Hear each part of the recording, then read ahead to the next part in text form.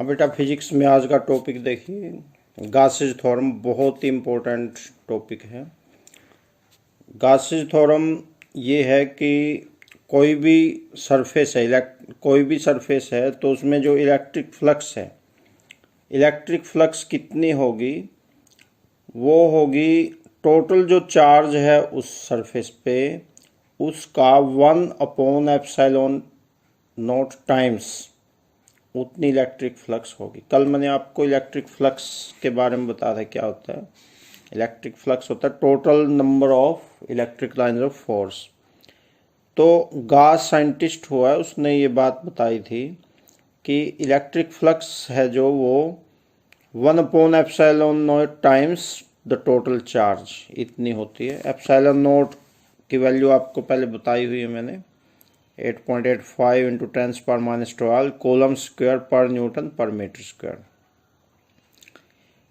तो ये आपने याद करना है। गॉसेस थ्योरम बहुत इम्पोर्टेंट टॉपिक, मोस्टली आता है पेपर में। ये है phi is equal to Q/ε0, वही है Q इंटू 1/ε0 कर लो, चाहे ऐसे लिख लो। तो इसको अब डिराइव करना है। ये है डिराइव कैसे करेंगे, देखो। To prove Gauss's theorem for spherical symmetric closed surface. तो इसमें ये डायग्राम देखो, ये डायग्राम चलेगा। ये स्फेरिकल सरफेस है, तो इसमें जो टोटल चार्ज है वो तो Q है, सेंटर O है। तो इलेक्ट्रिक फील्ड इंटेंसिटी की डायरेक्शन देखो बाहर की ओर है। तो P पॉइंट पे हमने इलेक्ट्रिक फ्लक्स निकालनी है। तो consider that a point electric charge Q is situated at centre of sphere of radius R। Q charge है और वो रेडियस R के सेंटर पे है। Let E be the electric field at any point. E electric field intensity है। तो Coulomb's law तो पता ही आपको, E is equal to 1/4πε0 Q/r²। ये E का फॉर्मूला अभी पिछली वीडियो में ही मैंने आपको बताया था कि इलेक्ट्रिक इंटेंसिटी का formula Q/4πε0 r²। Into unit vector R। R क्या है? Unit vector. तो देखो, consider a small area element ds around the point P। Since the small area element is located on the surface of the sphere, the area vector ds will also be along OP। आगे देखिए, dq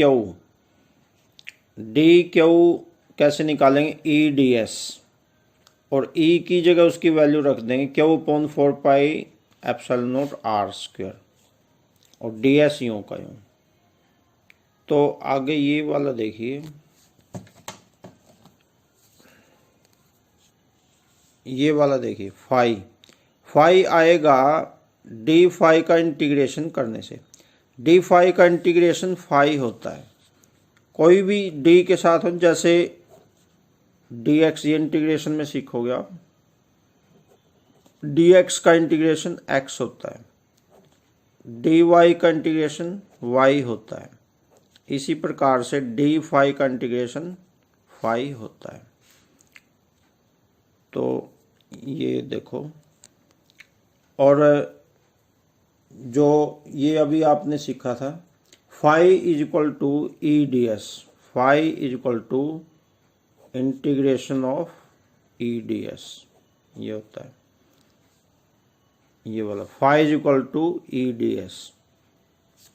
तो ये E की जगह phi is equal to EdS है, E की जगह उसकी वैल्यू रख दी Q/4πε0 r² इंटू ds। अब ये इंटीग्रेशन में होता है कि जो कांस्टेंट होता है वो सारे बाहर आ जाते हैं। ये सारे कांस्टेंट हैं, Q/4πε0 r², ये सारे कांस्टेंट हैं। ये सारे इंटीग्रेशन से बाहर आ जाएंगे। और ds ये कांस्टेंट नहीं, ये अंदर ही रहेगा। बिल्कुल सिंपल है, इसको मुश्किल नहीं समझना बिल्कुल भी।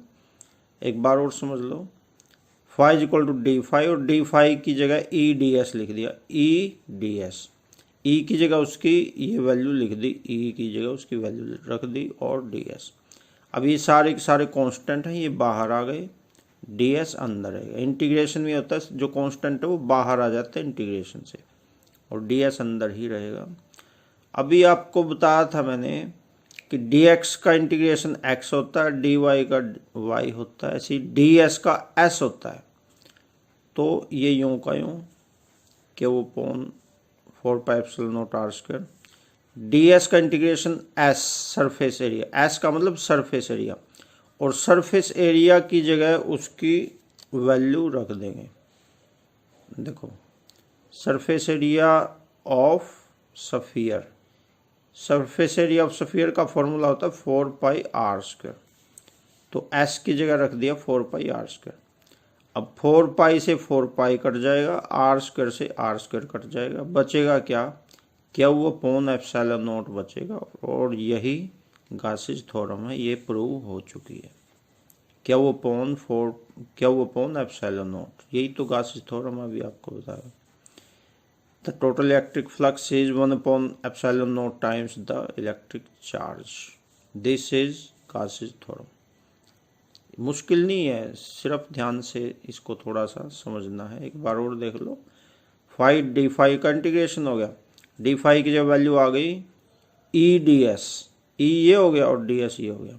अब ये सारे कांस्टेंट ये बाहर आ गए, डी एस अंदर रहेगा, और डी एस का इंटीग्रेशन होता है एस, और एस का फॉर्मूला सफियर का सरफेस एरिया क्या होता है 4πr², वो लिख के 4πr² कट गया और ये बच गया बस, और यही आंसर है।